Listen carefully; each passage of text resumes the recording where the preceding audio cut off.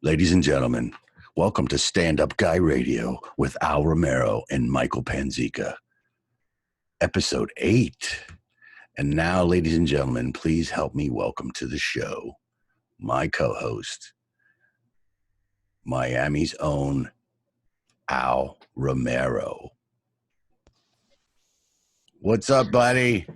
Hey, man, what's up? What's happening, man? Well, I spent another wonderful day, 8 hours on my own employment thing today. Hold on, let me get a drink of water. Yeah. Go ahead, drink your water. Don't worry about it. You're back on with unemployment now? Yeah, because I got a notice that they're giving me credit all the way back to March 22nd. So I spent all day filling out a bunch of forms. But are you doing it online or the actual paper? No, you have to do it online. So you can imagine how proficient I am working with computers. So you can imagine.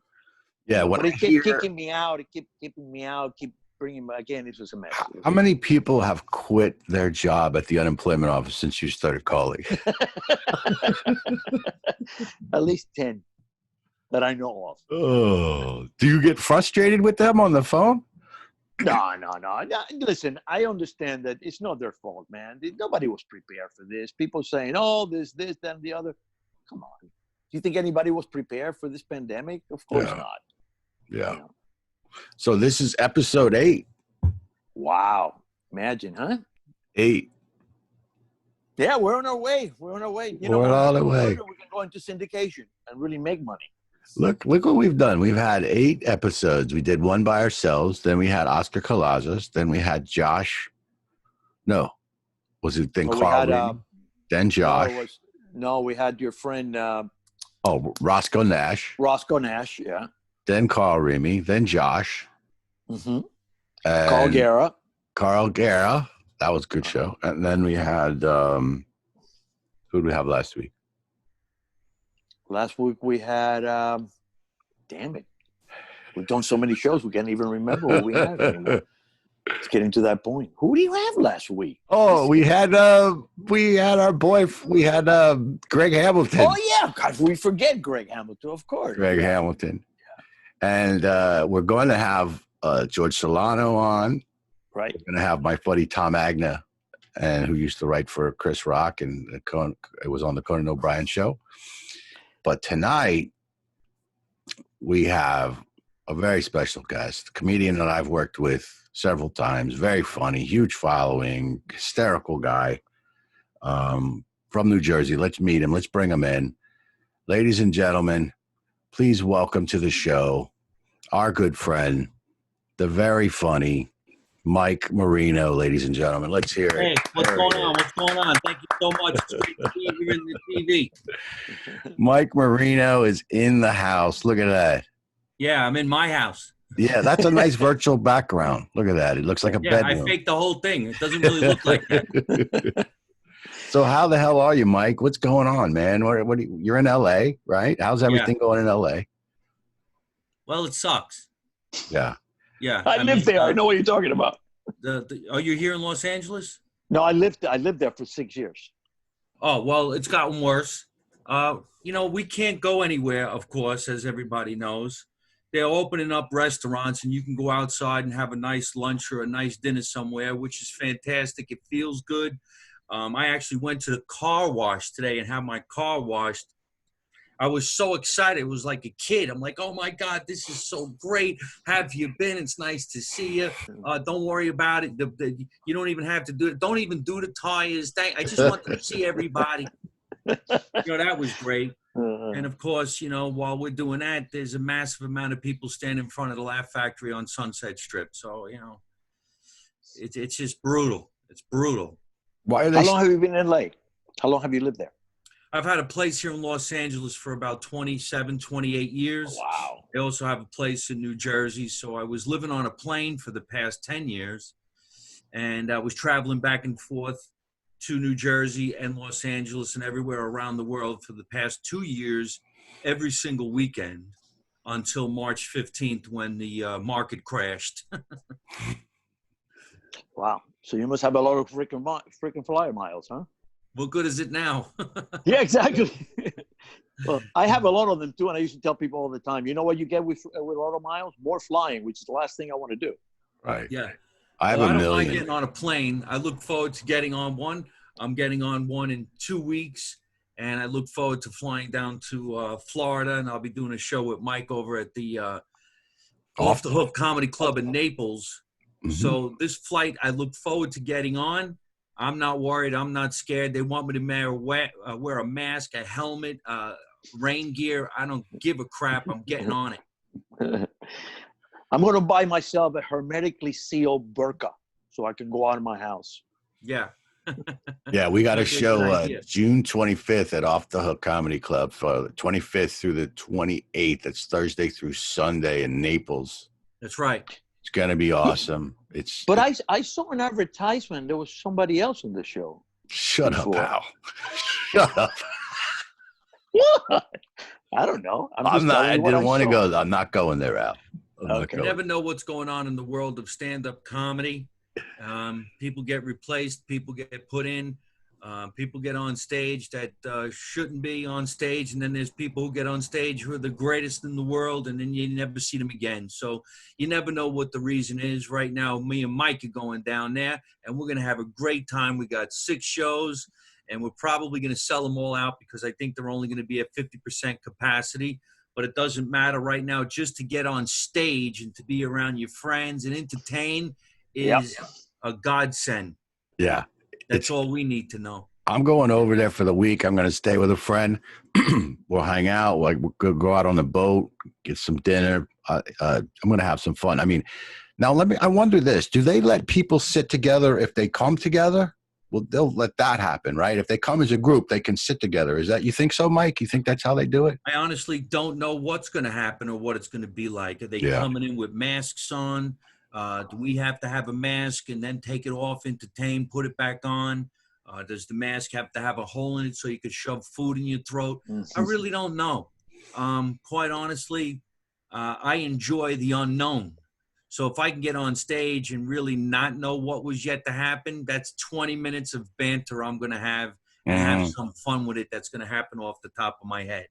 Yeah, that's always good whenever you're doing it. Even when there's nothing odd going on. I like to talk about the experience for me that day, the room, whatever happened. It kind of brings everything together. You know, I like that. The heck, I was going to ask you something. I just forgot. Well, let me ask you something. How long have you gone without doing comedy, or have you done comedies lately? No, I haven't done anything since March 15. Wow.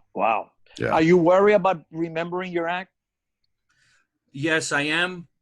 But I'm so hungry to get on stage that I'm going to let it happen. If I remember, I remember. If I don't, I don't. That's going to be the joy of the comedy. I'll do a whole set scene if I remember.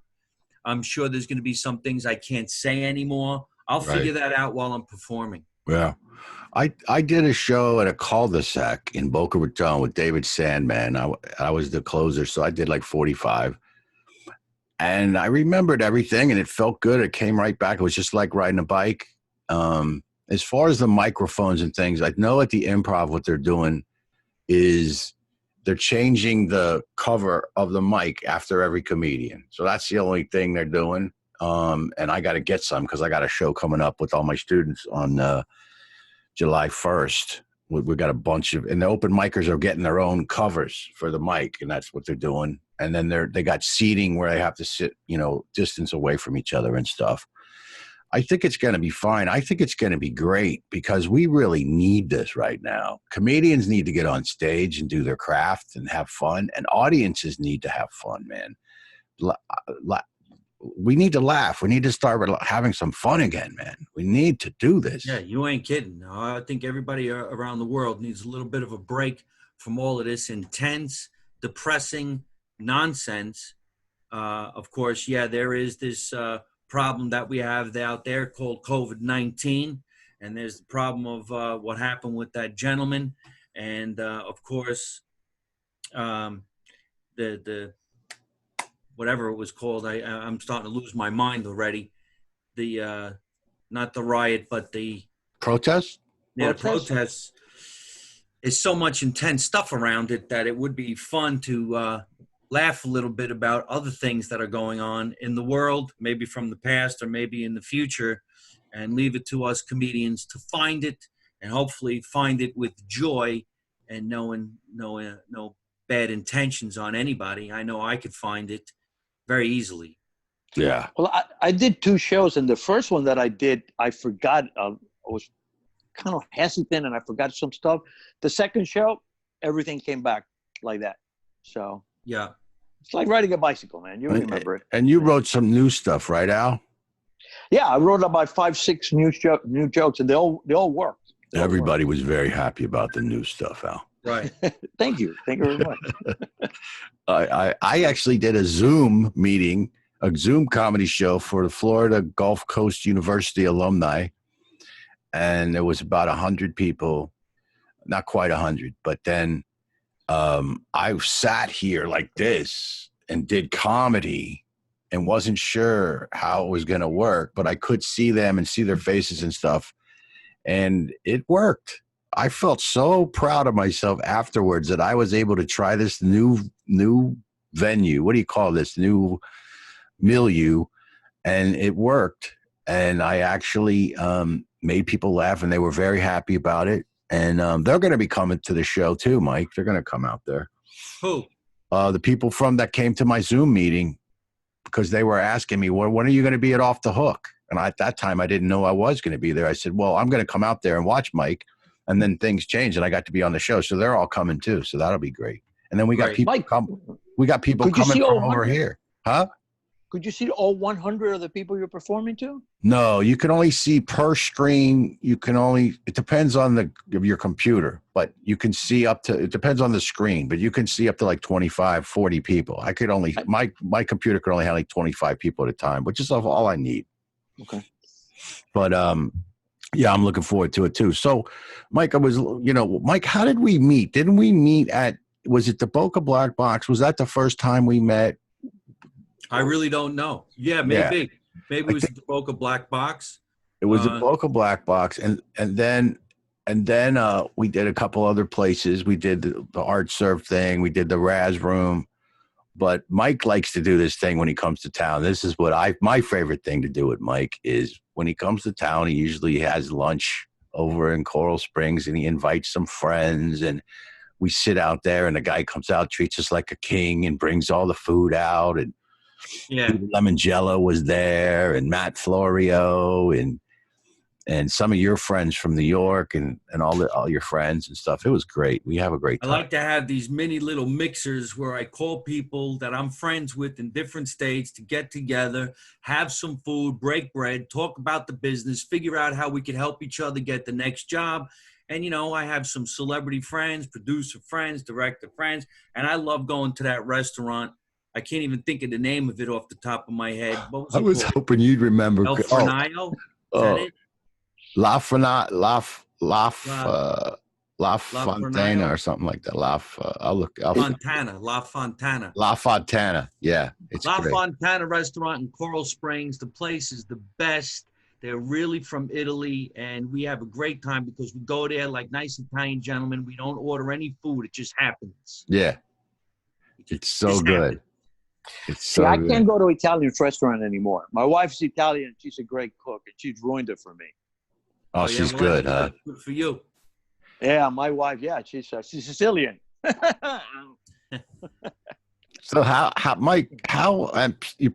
People probably ask you this all the time, but I'm interested. How did you get into stand-up comedy? Was it from acting to stand-up, or vice versa? Or how did you get involved? How did you first start doing stand-up comedy? It came from acting first. I always wanted to be just an actor since I'm a little kid. I thought maybe I'd grow up one day and have the career of Robert De Niro. That was the goal. But I had blonde hair and blue eyes the majority of my life. And I looked very Irish, and I looked like the boy next door. So I ended up doing a lot of TV commercials. And from M&M's, sugar cones, ice cream, potato chips. I was always making commercials. And I did some famous commercials, and they would make money. And I got on a soap for a little while.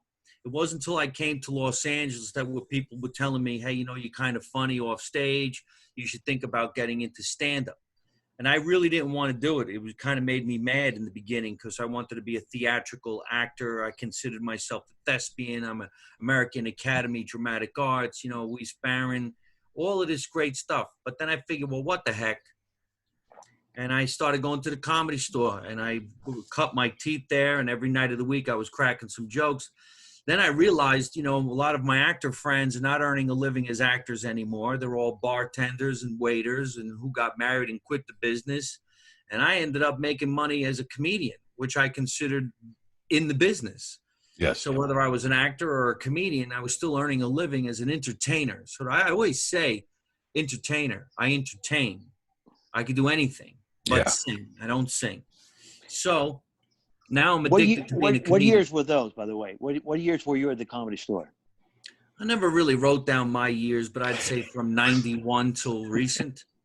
Okay. I was there in the 80s. That's why I thought maybe we'd come across each other. Oh, yeah? Yeah, I was out there in the beginning, too. Yeah. I would say 91, 92 was when I started going over there. And then for a while, it looked like that place wasn't going to last much longer, so I went over to the Laugh Factory. And that's my home club here in Los Angeles. And as you can tell, the protesters were in front of the Laugh Factory on the Sunset Strip. But the owner of the Laugh Factory has always been very generous to less fortunate people. So on Thanksgiving and Christmas, he feeds the homeless, and they put on a show. It's pretty amazing. Why are they in front of the comedy club in particular? Is there a reason they're there? Is that particular? I don't think so. I think it just happens to be one of the most popular points of Los Angeles. Yeah. But, he does have signs out there about the situation. Mm-hmm. And so. One thing I love about Mike is his videos. Now I understand why they're so good because of the acting background. His videos, I'm on his list. I get updated on everything. His videos about where he does these characters of his uncle. I forget your uncle's name. The character, Uncle Tommy. No. Yeah, Uncle Tommy. Uncle Tommy, and then your brother, who's the surfer dude. What's his name? Supposed to be my cousin. Oh, your cousin. Mooney. And he does this thing where he cooks in his apartment and they come over and he I don't know what the technology is that you're using for that or the technique. I have a great director and a great producer, and they're the ones who put those things together. I came up with the characters who are actually rebirthed from a long time ago. Yeah. And they exist. So my Uncle Tommy was somebody I did when I first started doing stand-up. That's the way I did stand-up, through his eyes. Oh. So I brought them all back to life, and it was the producer-director who said, I can make them talk to each other. And I'm like, okay, give it a shot. It's a lot of work. It looks like a lot of work. So you're doing different characters, and they're all talking to each other. Yes. We do it in front of a green screen.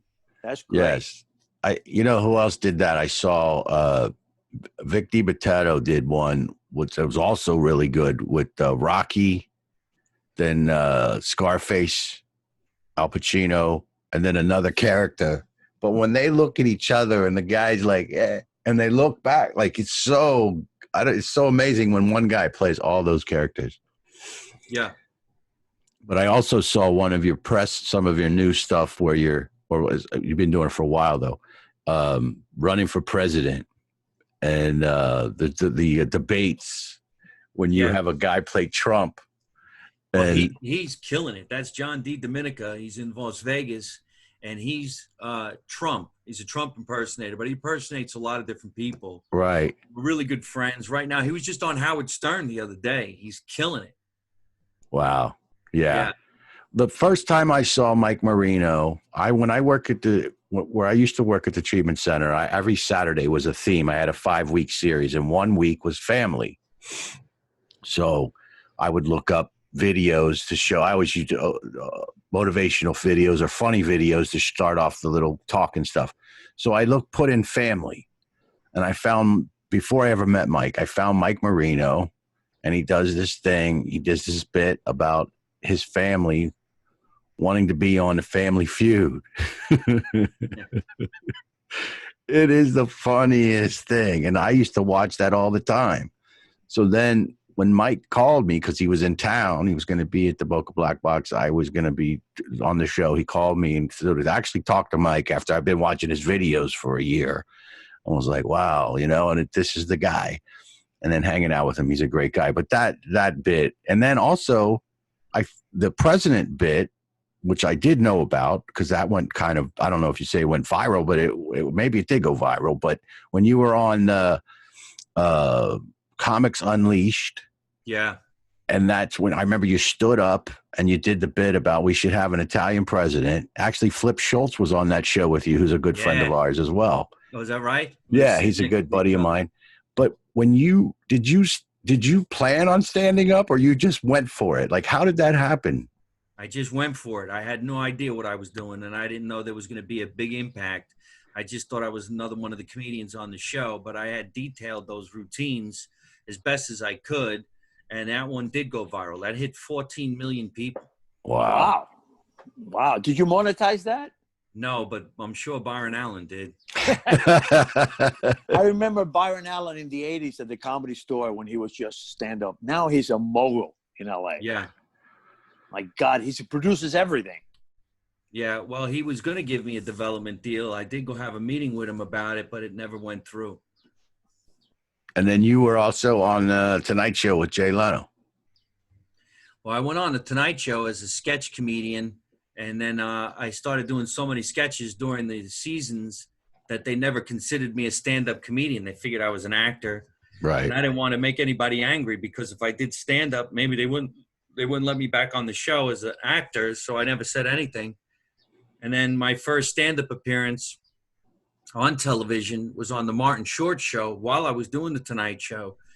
So I remember when I went to go do a sketch, and the stage manager said, I saw you do stand-up on Martin Short last night. And I said, yeah. She goes, well, why don't you do stand-up here on this show? And I'm like, do you all talk to each other? This is really ridiculous. Whatever. Show business is nuts. Yeah. Nuts. Yeah. And they never let me do stand-up on the Tonight Show. And Jay knew I was a stand-up comedian. Wow. And you've been on the ships. You've been doing the ships. How long you been doing the ships? I'd say I started doing ships about 10 years ago. I had a conversation with some ship performers last night that they're all hoping that they can go back to work. I know I really want to go back. I was enjoying the ship. You got to go all these great places around the world. They paid you to go. Yeah. And all you had to do was figure out how to entertain people from international lands. It's okay. Yeah. Figure it out. I mean, I was learning how to entertain people who didn't even speak English. Yeah. So they feel that vibe. You can get them. Yeah. Get them. Al works on the cruise ships. I worked on Carnival for like 12 years, and then I had an unfortunate incident. I don't know if Mike even knows. Well, now Carnival had an unfortunate incident, so maybe you can go on a different ship. Yeah. I like it. You want to tell Mike that story of the unfortunate incident? Yeah. I'll give him an insight into it. Basically, it was I got caught with a girl in my cabin, but it was the closet. Okay, Al, it was the closet, all right? It was a naked woman in his closet. Come on. Wasn't naked. She wasn't naked. She was. She wasn't naked. Anyway. Well, that's what people say. No. People, yeah, well, you know how stuff spreads around. But anyway, this young lady was at all my shows. She wanted to hang out. Long story short, I said, no. She showed up at my cabin. She followed me to my cabin at like 3 o'clock in the morning. I let her in. I asked her who she was cruising with. She said her mom and her brother. I said, aren't they going to be concerned?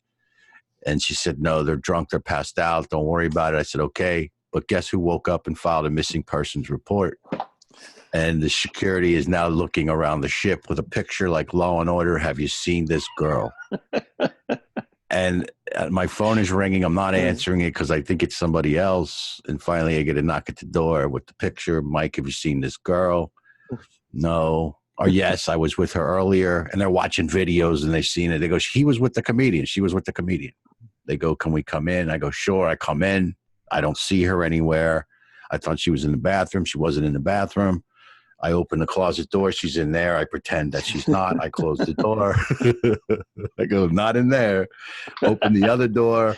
and there was empty. I should have went, holy shit, there's a girl in my closet. Man, am I glad to see you guys. What the hell are you doing here, man? Get her out of here. But and it's happened many times, as you know. I mean, even the captain met with me, the staff captain. They said, Mike, you're a great guy. You've never been in trouble. We love you. You make us a lot of money, blah, blah, blah. But you can't have a girl in your closet. You can't have a girl in your closet, Mike.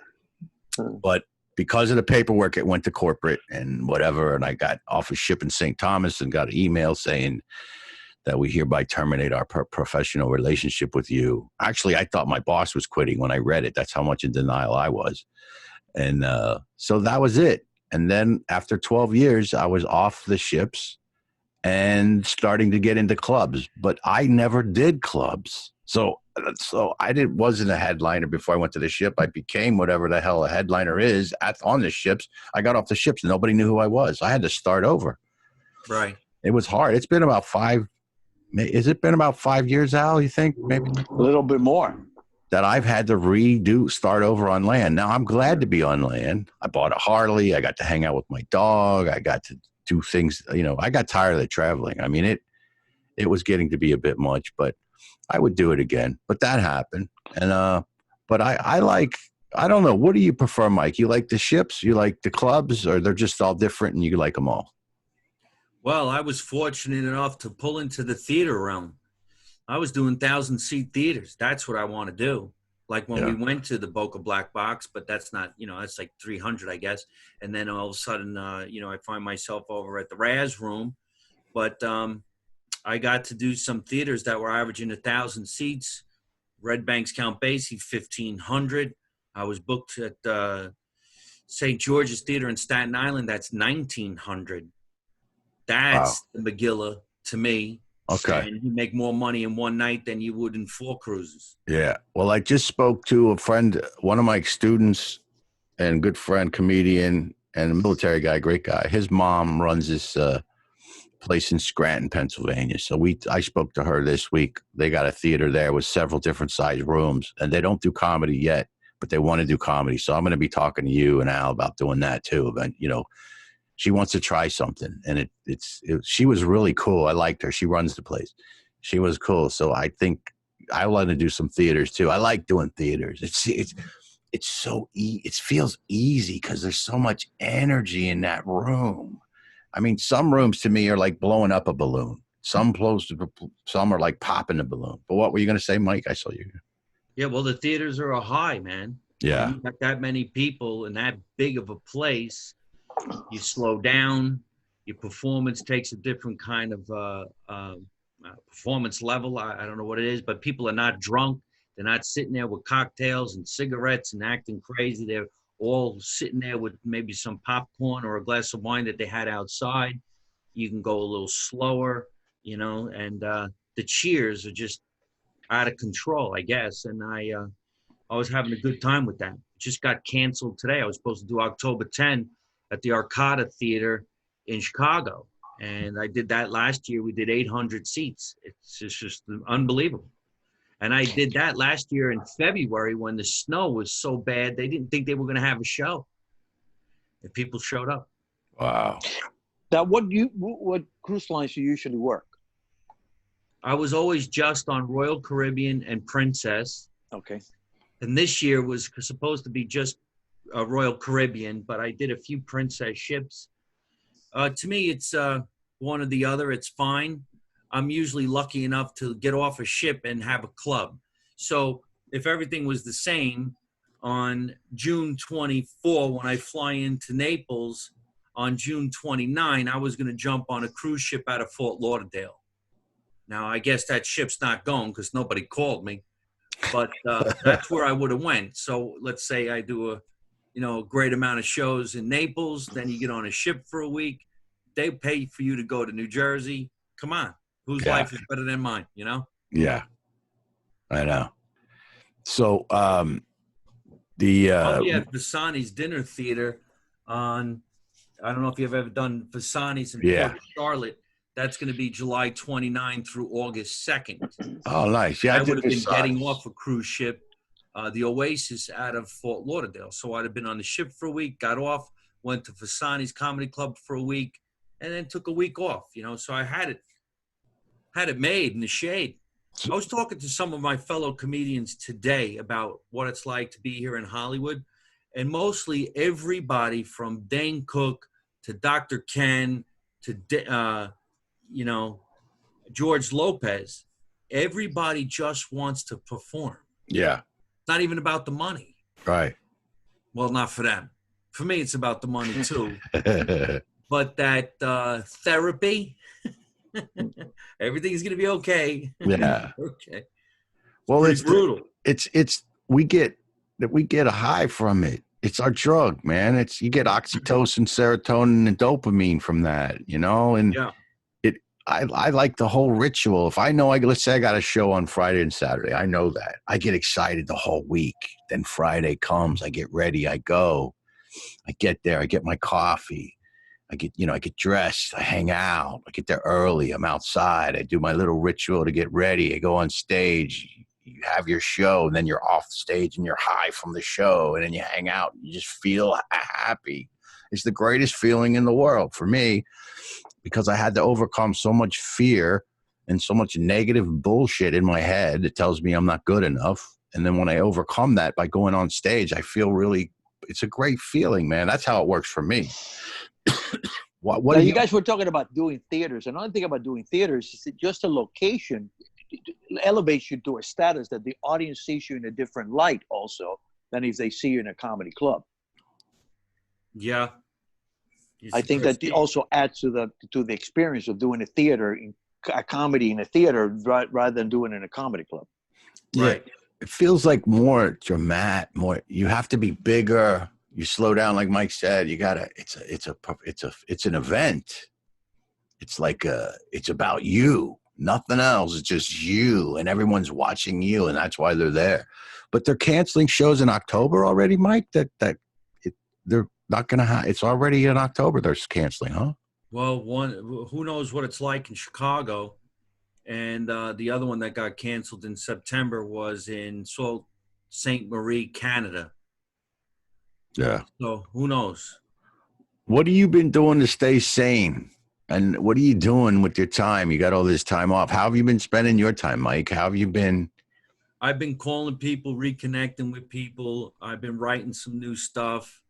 I walk every day. I try to exercise. I think they said gym's open around here tomorrow. Right. I got a haircut for the first time 2 days ago. It's not easy, man. It's funny you said about I'm a single guy. I'm by myself, so it can be brutal. It's funny you said about the car wash. I was talking to Al Callis the other day. This old guy used to be a magician in New York. He took my class. He's a really funny guy, he's a comedian, but he called me. And he doesn't do anything, but he's got this free car wash thing. So he goes every day and gets his car washed. He doesn't even need to be washed. He just goes. That's his outing. That's his big outing. He gets his car washed. Yeah, well, I guess everybody has to have some kind of an outlet. I think one of my biggest problems is I watch the news every day at 5 o'clock because I want to know what's going on in the world. And what depresses me is peaceful protests that everybody says is peaceful, but it's not to me. It's a fight. Right. It's a fight, and it's bringing on trouble. Yeah, Al and I were talking a little bit about that before, and it's unfortunate because it undercuts the whole message when that stuff happens, and it's well, you know what it is? It's a peaceful protest being hijacked by other people that have other agendas that have nothing to do with. Sure, that's true. With the guy that got killed, that's what it is. They're opportunists. A lot of us anarchists, like. That just take the opportunity to create havoc, And I think people in general, besides that, I think people are angry right now about a lot of things and frustrated. And it's whatever. I'm not saying they don't believe in the cause. I'm saying that maybe they're a little bit more angry than they would normally be because everything else is screwed up too. I mean, they've been frustrated for a while. I think people have the opportunity to protest now too. Like people aren't, nobody's working, right. and they got a lot of free time. And exactly. Yeah, they're out of work, so everybody's out in the streets because they can't, because nobody, Right. It's not like everybody's at work. So one of the things, Mike, that Al and I do on the show is best gig, worst gig. The best gigs aren't that funny, but the worst gigs, we've shared a few of those. Do you have any gigs or shows that you did that just were like very challenging for you, or were difficult, or getting there, or didn't go the way you liked? Did you have any stories like that you could share with us? Nowadays, it seems like the worst gig would be the greatest gig to get because we have no gigs. Yeah, right. But yeah, we all have those nightmare and horror shows, and you wonder why they have to happen. And it's usually brought on by somebody in the audience, quite honestly. Yeah. I've had shows where, and specifically in Reno, for whatever reason, we did 7 shows, and every single night somebody started a fight. It was the weirdest week. I'm like, what's with you people? Wow. But I'll never forget, this lady was sitting there with her friend and another friend, 3 girls. And I always warned them, I know why 3 girls are together, so you don't want to have this challenge with me. I will knock you down. Just let me do my show. And the girl stood up. I was on stage for 6 minutes, started to do my routine, and she said, we came out tonight to laugh because my friend was killed in a car accident yesterday. And I'm like, where am I going to go with this? Where can I possibly go with this? So I says, well, I'm really sorry that happened, but I'll have to ask this question. If you had a friend that was killed in a car accident last night, why are you 3 in a comedy club tonight at all? Wouldn't you be home, mourning, or someplace else? And she took it offensively. And she said, I just wanted you to make us laugh. You didn't need to ask me any questions. I'm like, well, I didn't ask you any questions. You actually started my show by telling me your friend was killed in a car accident. And she goes, you disrespectful, and started drilling me. And I didn't say anything because I'm trying to respect the fact that they said that they lost somebody. But she wouldn't stop, and it was making the audience really, really mad. So I went like this. I go, I think it's really embarrassing that you lost a friend, and to mourn the death of your friend, you got wasted with 2 of your fat, ugly friends that can't have sex, haven't seen a hot-looking guy in so many years, and this is what you thought would be a good idea? Let me tell you something, honey, and I fired into these 3 girls. They had to get up. They were crying. They walked out. We were trying to forget about our friend's death. I'm like, you should have tried someplace else, like a church, because you ain't never going to forget this night. And the crowd was with you the whole time, right? The crowd was with you on your side, right? Absolutely. Yeah. I didn't do anything wrong. I was attacked. And I love when people attack me because I use the B word. Don't bully me. You're bullying me. You came into my room and bullied me. Yeah. I should call the police. You know what, Dry? I had a one time on the ship. I told this before the story. I had almost a riot break out during one of my shows. This guy was, I don't know if he was like in a fight club or what, but he kept saying inappropriate things. Finally, I got him kicked out and everything. But I had a woman in the audience, and I said something, and she goes, "That's not funny." And I said, "I wasn't talking to you." And then her son, who was at an adult show and probably mentally, and I'm not exaggerating, he probably was mentally 9 or 10 years old, but physically, 15 or 16, was with her. And he kept saying, "That's my mother. That's my mother." And the audience was like, "Oh shit, what's going to happen now? Is he going to go after the mentally challenged kid or not?" And I just said to the kid, "You know what? You're right. I'm sorry. I shouldn't talk to your mom like that. I apologize. And I won't do it again." Because I felt like I'm talking to a child. So I did that. Then he kept going. And I said to the woman, "Ma'am, would you like me to handle this, or would you like to handle it?" Mm-hmm. And she got him to calm down. And half the audience came up to me after the show. "Great job, the way you handled that." And other people were like, "Why didn't you go after the kid?" I go, "'Cause he's a kid. I'm not going to do that." It's sad that we have to go through these things, but that's the battle of stand-up comedy. Yeah. I don't mind. Sometimes you really feel like saying, you know, how could you? Why would you do that? But you're never going to figure out anybody's mind. And I'm no doctor, so I don't care. Yeah, it's the excitement of live comedy. Anything could happen. I like what drives me crazy is when I ask a question, I go, has anybody ever blah, blah, blah? And some guy will go or a lady will go, no. Like they interviewed everyone in the audience. They're answering for themselves. I'm like, you realize I'm talking to everybody, right? I'm not just talking to you. I'm talking to everybody. They'll go, no, nobody's done that. Nobody's got a ticket. Nobody ever. How about you, Al? What's one of your worst? Well, I had a woman in Pennsylvania at the funny. Have you ever done the Funny Bone in Lancaster, Mike? I have not. No.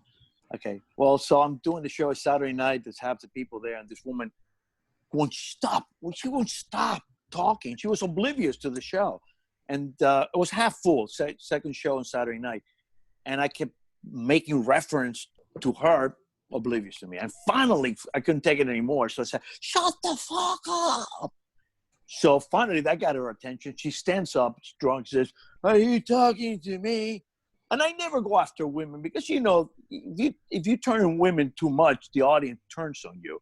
So my philosophy is I go after her date. I asked her, you know, are you here with a husband or a boyfriend? And then I go after the guy. So I said to her, are you here with your husband? And she says to me, I'm from Arkansas, which had nothing to do with the question. So I said, okay, well, in that case, are you here with your husband/brother? And everybody started laughing. So she got pissed off. The next thing I know, she's on stage, you know, and she has a drink in her hands. And I know exactly what she's going to do. She's going to throw the drink in my face. So instead of backing away, I go towards her and I put my hands on her drink so she wouldn't throw it. The next thing I know, she throws a punch. She barely missed me. By this time, finally, the bouncer come here, grab her throat, take her outside. I continue to do my show unbeknownst to what's going on. She's outside. They had to call the police because she kept insisting in coming back in. They wouldn't let her. So they had to call the police. The police came, and then she got in a fight with the police.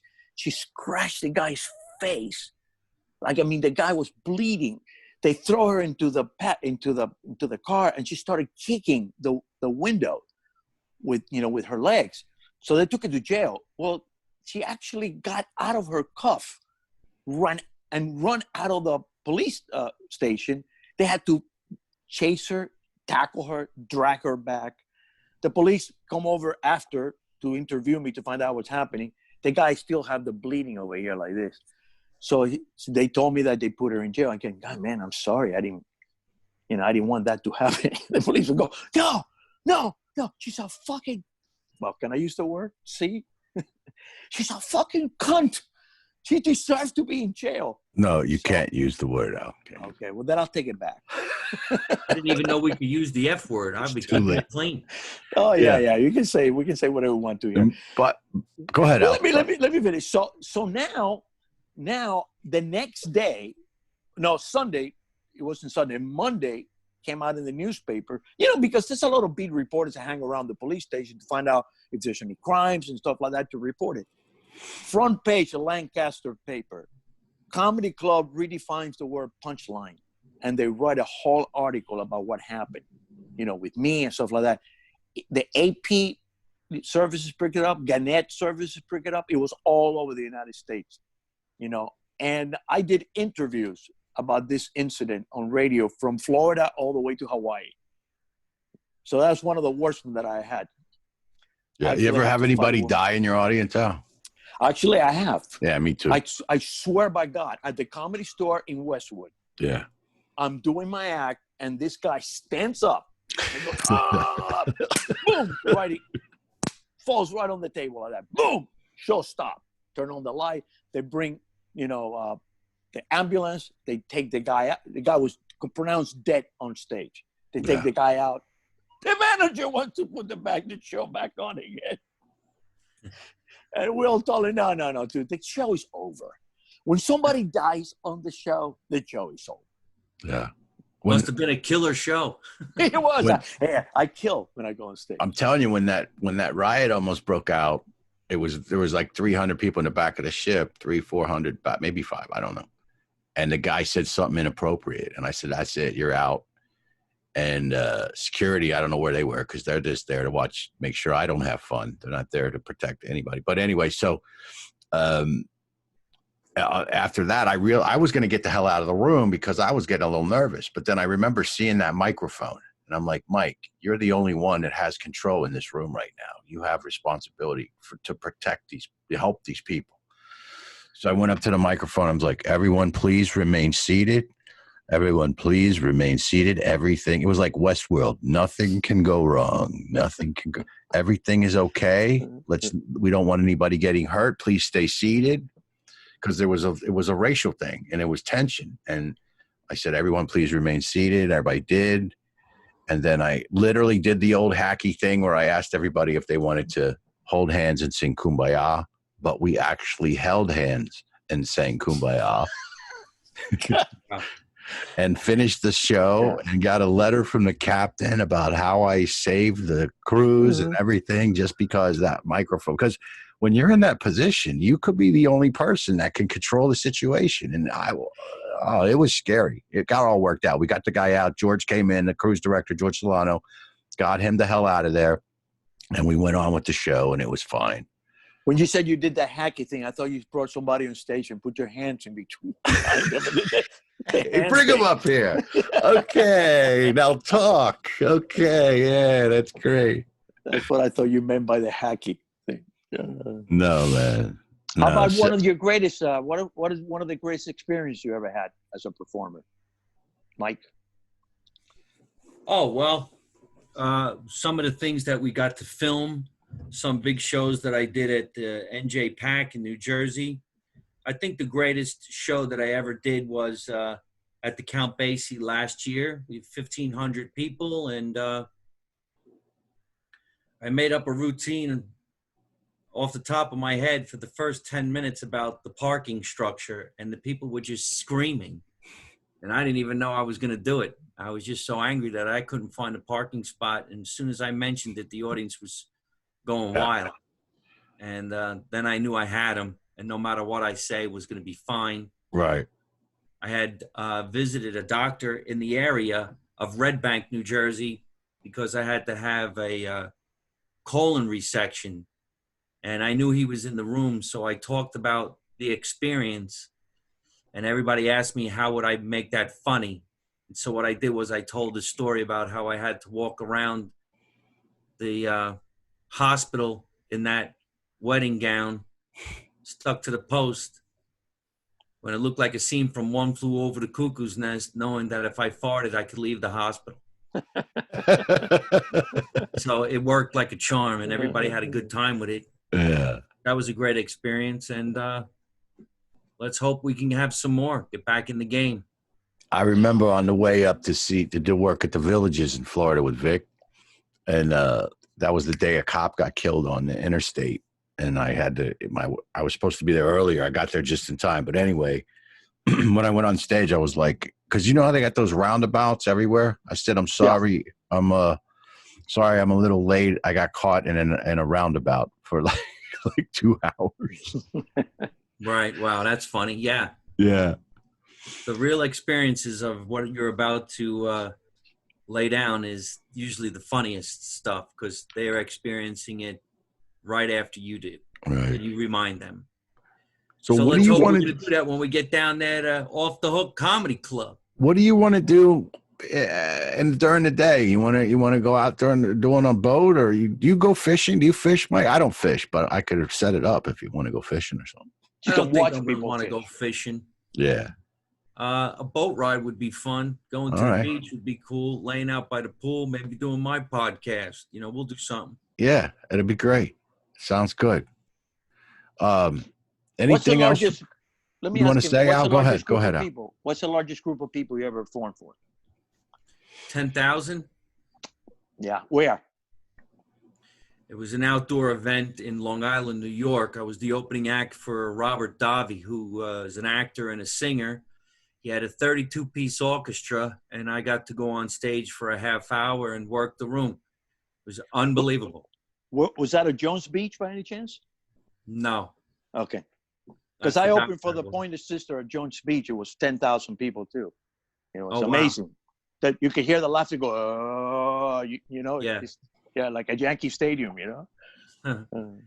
We just lost one of the Pointer Sisters. I believe someone. Yeah, passed away. I saw that. I saw that in the news the other day. Yeah, I met him. They were very nice people. You know? Yeah. So I wonder, now that things are opening up and everything, I'm wondering if we're going to get another surge. I know that the numbers are going up in Florida, which is a little concerning to me. I'm not sure how this is all going to work.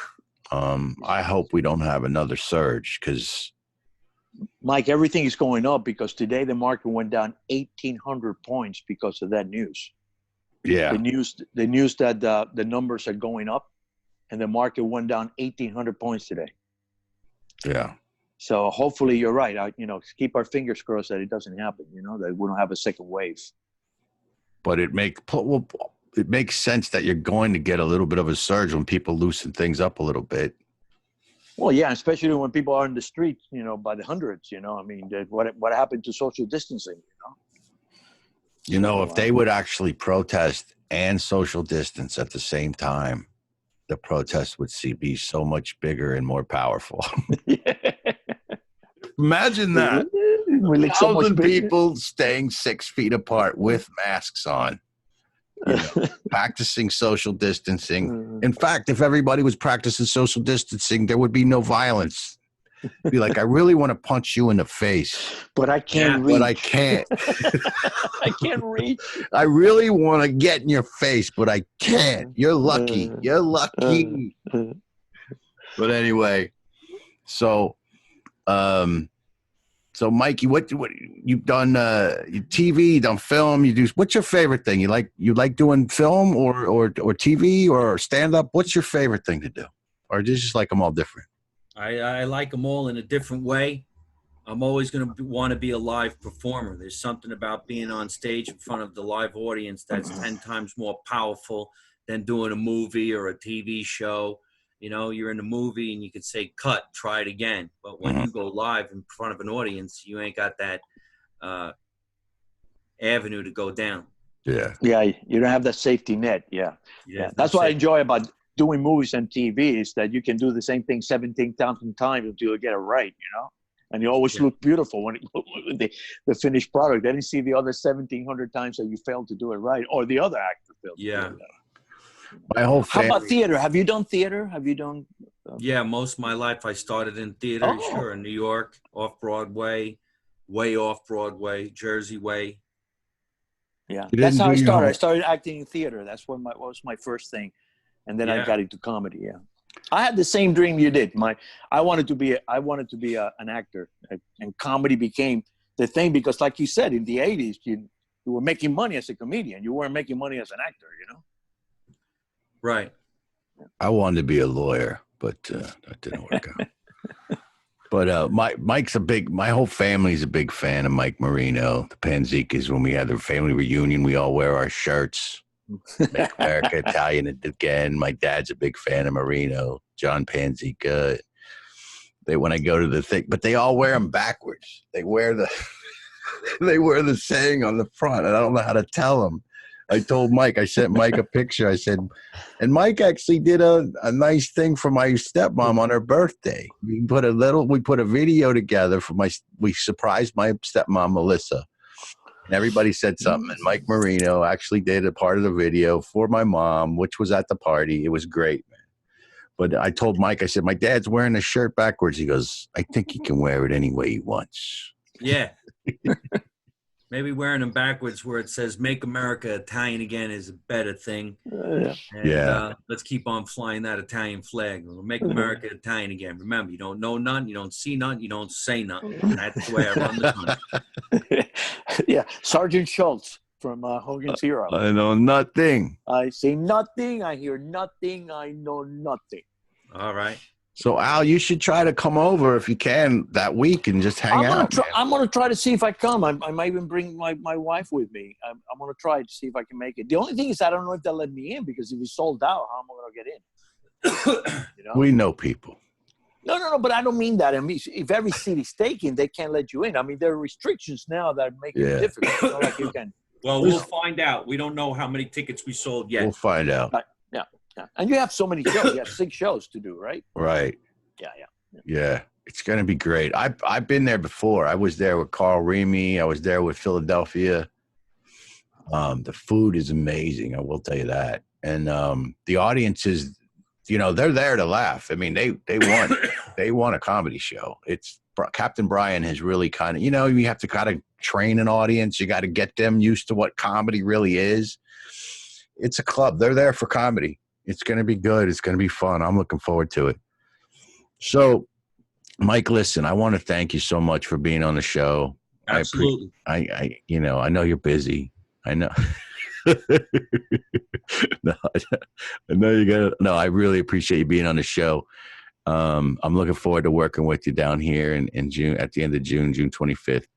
And I just want to thank you, man. And I can't wait to see you. I'm looking forward to it. Al, is there anything you want to say? Yeah, I want to say it's a pleasure to meet you. I never met you before. I heard a lot about you, seen your love of the place, so I'm got an opportunity to meet you. Maybe one of these days we'll meet in person. All right, Al. Thank you very much. And I hope I see you all. Of course, Mike, I'll definitely see you. Off the Hook Comedy Club, June 25 through 28. Let's make it happen. Absolutely. Terrific. Thank you for being with us. We really appreciate it, Mike. All right, Mike. Guys. Thank you so much, buddy. I'll talk to you. I'll see you later. Bye-bye. All right. Bye. Bye-bye. So, there we go. Mike Marino. So We're still here. We're still on the air. Yeah, I know we're still on the air. Okay. So what do you want to do in terms of next week? Who are we having next week? We're having, you keep asking Tom me. Agna? Is that Tom Agna? No, George week? Solano. Oh, George Solano. Yeah, that's right. Yeah. Well, good friend of ours. Cruise director, comedian. The guy have done everything. Yeah. So we're having George Solano. Then we're having Tom Agna. And then in July, we're going to have Esther Koo. Yeah, you mentioned that. And I also want to invite a couple other guys, Jeff Shaw, who used to run the comedy on Carnival. Oh, yeah, Jeff Shaw's great. Yeah, and Richie Minervini, which I've been trying to get him to do a documentary on his comedy club, the East Side Comedy Club. It's a legendary club in Long Island. So many people came out of that club. I mean, famous people, not only on stage, but behind the scenes. Mm-hmm. I'll mention 3 people. The doorman, listen to this. The doorman at the East Side Comedy Club is Jeff Sussman, or was Jeff Sussman, who's now the manager and the executive producer of all of Kevin James' shows. The bartender was Rick Messina, who's the manager for Tim Allen and a bunch of other people. Who's one of the biggest managers in show business right now, was the bartender. The dishwasher was a kid that we all thought there was something wrong with him. It was Judd Apatow, the director. Judd, yeah. Judd Apatow. Yeah. I call him Judd, because I know him that well. Yeah. No, Judd Apatow. Can you imagine? These are the 3 people that were behind the scenes that became like huge people in the business. Yeah. So I want to have Richie and talk to him. Yeah, maybe we'll convince him to do a documentary. It sounds good. We were talking a little bit about what we're going to talk about. Here's what I think is going to be. This is, I find this frustrating that everybody has to be so careful what they talk about right now. Yeah, I know. We're all minding our P's and Q's, yeah. And I will do that out of respect for what's happening. And I don't have to be controversial to be funny. However, I just think there's going to be a lot of scrutiny and people are going to be hypersensitive right now. And I'm not just talking about race. I'm talking about, if you talk about anything, people are going to be hypersensitive right now. I'm very concerned about the future of a lot of different things. I don't think I'm concerned that people are giving lip service to this and everyone, but then I hope it does create change. But change is only going to happen if everyone does the work. Like, you can't just yell about something and expect everyone to change. They're going to have to really make changes in different places. And it's been going on for a long time. But I hope people follow through. I hope people don't forget about it 3 months from now and decide that, you know. Yeah. My fear is that because of all of this, a lot of our First Amendment right to free speech is being trampled on. Who said that I only have free speech as long as it doesn't bother somebody? That's not the way free speech is. Free speech is, I'm supposed to say whatever I want to, and if you don't like it, you don't have to listen to it, or you can rebuttal. But I mean, to clamp down on people, say, you can't say this, you can't say that. This is that. That's bullshit, man. Free speech is free speech. If you don't like it, well, that's what free speech is all about. Yeah, it's getting worse. I know. It's getting well, worse. Hopefully we'll get better. So, but you know what? It's another challenge. It's another challenge for how am I funny without? I mean, could you imagine Don Rickles right now? Yeah, I don't know how he will handle that. I mean, so it was a different time, man, when Rickles could say the things that he said. Yeah, it was a completely different time. So are we ending the show in this depressing? No, we're gonna. I want to talk about this depressing topic for another hour. But anyway, so you got to meet Mike Marino. He's a great guy. He's so funny. He seems like a very nice person. Yeah. I hope I get to go to Naples and meet all of you guys. See you there. Yeah, there's going to be a bunch of people from here going over, and then there'll be people over there. I'll be staying over there. Man, is that going to be great, dude, to get away and stay in Naples, By the way, let me know what the situation is with, how many people can come in. If you have room, can I come in? I don't want to drive all the way there and find out that, that I can't get in, Well, what we'll do is you could sit in your car in the parking lot and we'll do FaceTime. Okay, we'll do that. We'll do Zoom. I'll bring you up on the Zoom. Plus, you've never been at Off the Hook, have you? No, I never have been. I'd like to introduce you to Captain Brian. Yeah, I would love to meet Captain Brian. Yeah. I hope you can come out. I'll keep you posted. Yeah, keep me posted. Let me know.